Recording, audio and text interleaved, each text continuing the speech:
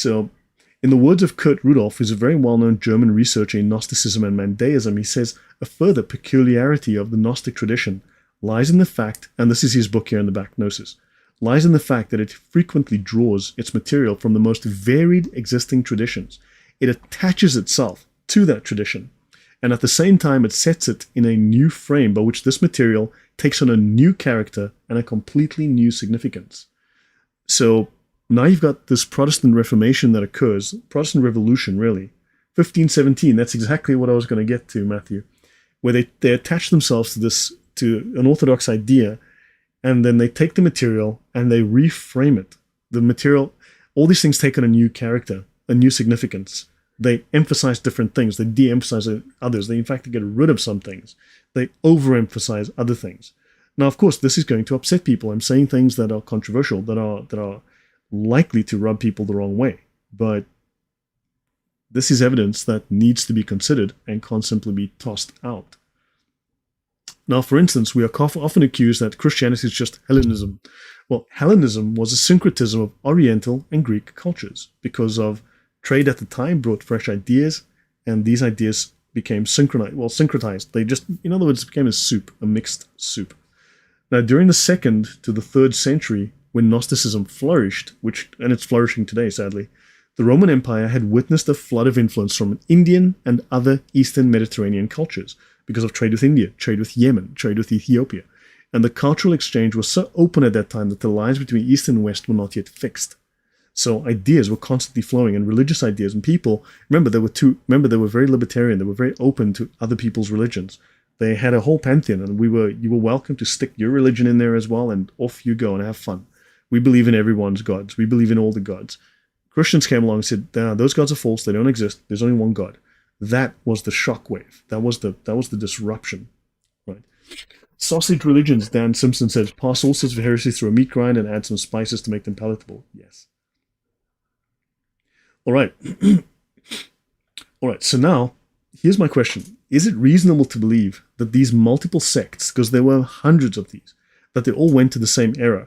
And here's hesychasm. It's close enough. Hesychasm with an M at the end. Is it reasonable to believe that all of these multiple sects went to the same era?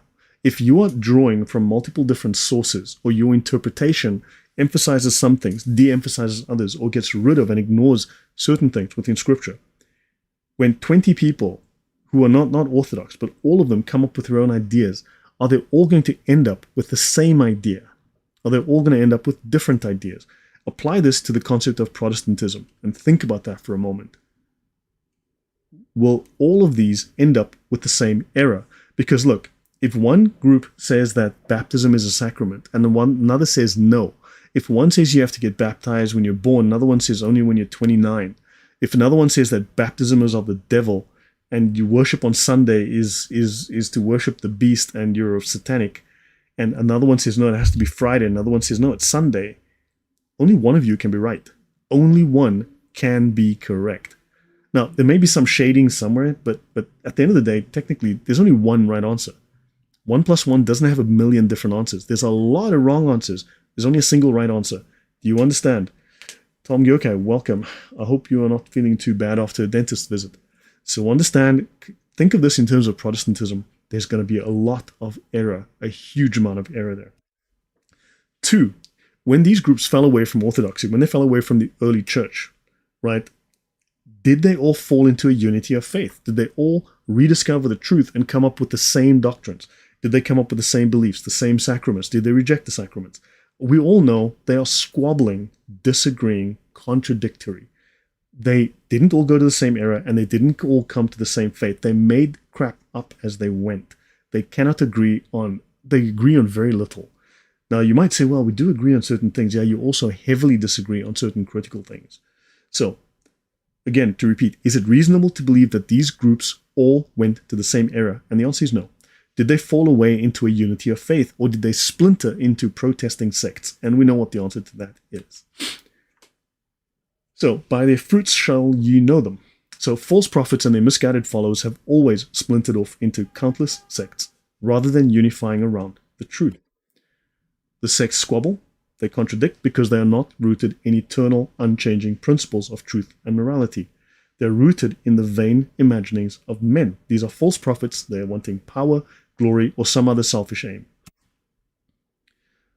It is unreasonable to think such mistaken sects would unify in a true faith. So